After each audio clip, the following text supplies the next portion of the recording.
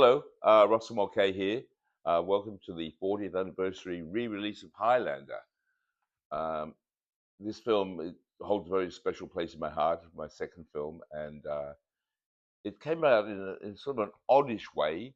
I was shooting a video clip for Duran Duran, the Wild Boys, at Shepperton Stages, and Sting was shooting The Bride next door. And Sting came over, have a look at the set, and there's Simon spinning around, strapped to the windmill. And through that, I then met Clancy Brown. Didn't really think much of it, but I was very impressed by him and terrific actor. And he was playing the monster in The Bride. And then cut to months later, I've edited the video of the Wild Boys. You might see it. They'd seen Razorback, and they rang and said, "Would you like to read a script called Highlander?" So then I read the script. And what a wonderful concept by Greg White, and what an extraordinary script by Peter Bellwood and Larry Ferguson. Um, it just evoked everything: romance, spectacle, fantasy, dream come true. So then pulled together the most wonderful cast: Chris Lambert, Sean Connery, Roxanne Hart, Biddy Edney, and of course Clancy Brown. Surrounded myself with the best of the best talents: Jerry Fisher, DP, Peter Herness, editor, Alan Cameron, production designer, Jim Atchison, wardrobe, and Michael Kamen. My God, the composer. Um,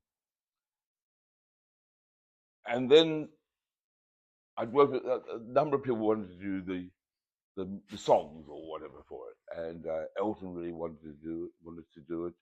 Duran Duran wanted to do it. I love them both and worked with them many times. But I really liked what Queen had done with Flash Gordon.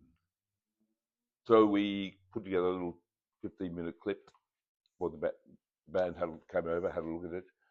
I was hoping to get one song. I got four. Yippee. Then the combination with Michael Kamen, the composer, and Queen, their marriage together of their talents, how the music would just blend. It was just extraordinary, wonderful marriage of talents, you know. Um, and there are many stories about Highlander, about for example, the transitions. But a lot of the transitions were most of the transitions were pre visualized. You know, from the car park to Scotland, from his apartment to the lake, they were worked out. But one transition happened by pure accident.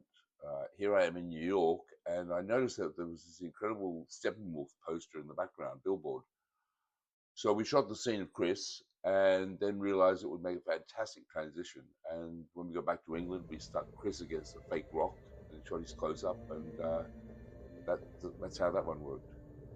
Wonderful transition, but that was one that worked in reverse. It wasn't pre-planned. It was like, oh, that works. Then we changed it. And one other little interesting thing about the movie is there's a few scenes that were done not with the regular crew. They were done with my rock and roll video crew. For example, the World War II scene, which was in the original script, but then was taken out for budget, time, whatever. The whole World War II sequence was never filmed. We put the film together, and we realized it was actually such a crucial scene that on a weekend, grabbed my video crew, and we went off and we filmed it. But during the filming of it, the actor we had cast to play the Nazi sort of got pissed off and left, walked off the set. No names. And so the AD, who happened to be Waldo Rogue, Nick Rogue's son, who was the AD on it, went, "Oh, I'll play the German," and he did it and did it really well. And the scene went into the movie. And it in the first versions, in the American release, it's not in the film, and the film is very confusing without that scene. But luckily, it was restored, and I think in the European and hopefully this version, the German scene is there. But I listen, sit back, enjoy. I've been rambling on, but Highlander was an extraordinary experience. filming in the Highlands of Scotland and the outskirts of London and New York, and all tied together with the music of Queen. And with Queen, it's a kind of magic. And having said all that, please sit back, enjoy the 40th anniversary re-release of Highlander. Thanks, and bye-bye.